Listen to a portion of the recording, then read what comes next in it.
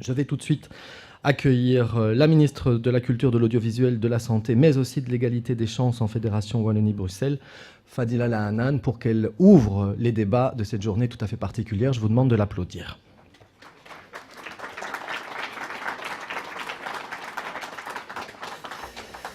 Merci David. Mesdames et messieurs, en vos titres et qualités, tout d'abord, permettez-moi de me réjouir de votre présence aussi nombreuse. Je suppose que c'est aussi le titre de cette journée qui a sans doute motivé un peu plus les personnalités à venir nous rejoindre pour nos travaux. Comme moi, mesdames et messieurs, vous avez sans doute été certainement frappés par l'embarrassement soudain du débat public au cours de l'été sur le harcèlement des femmes dans la rue.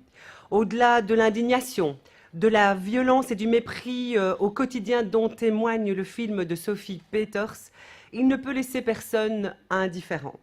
Ces comportements nécessitent un rappel de la norme et, le cas échéant, l'application de sanctions. Des initiatives ont été prises au niveau du fédéral et au niveau local.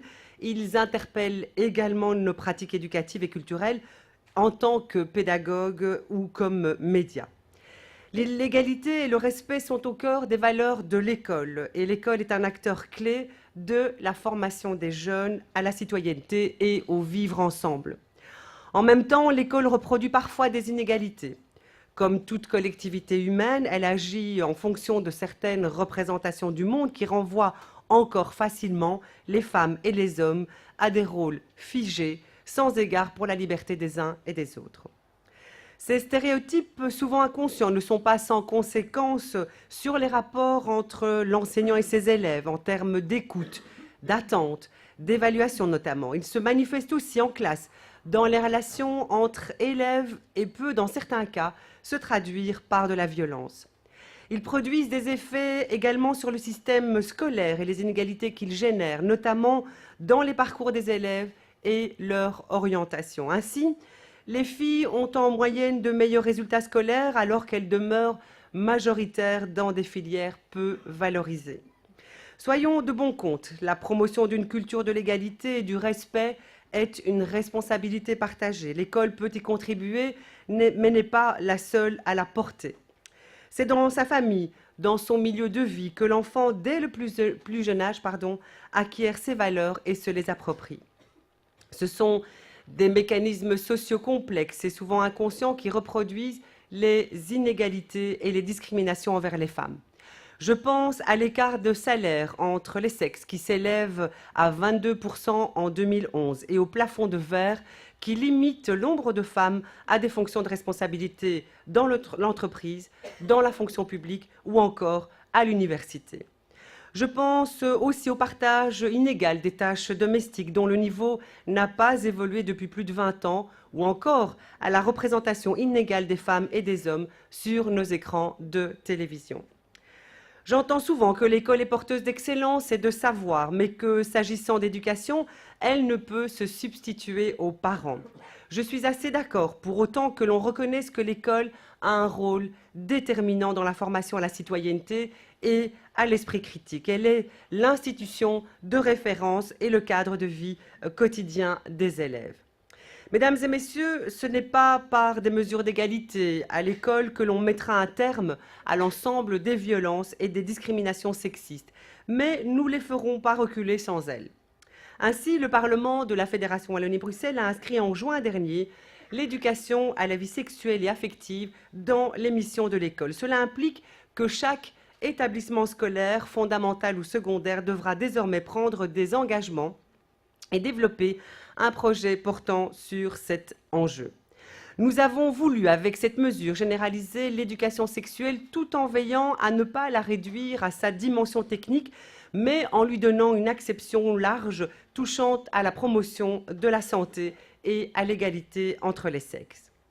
Sur un autre plan, celui décisif de l'orientation scolaire, je souhaite organiser chaque année une journée de sensibilisation sur les stéréotypes de genre dans les choix de métiers, en partenariat avec les provinces, les écoles volontaires et les associations de jeunes.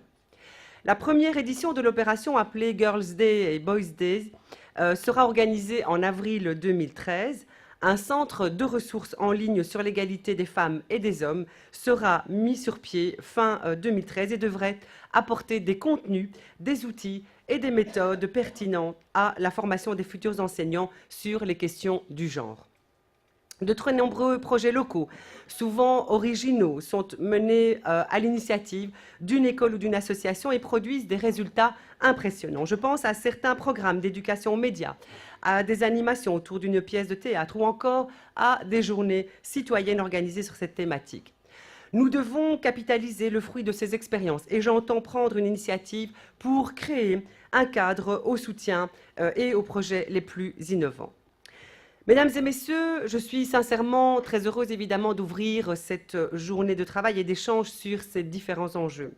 Je veux chaleureusement vous remercier de votre participation. 2 outils concrets feront l'objet de vos débats ce matin.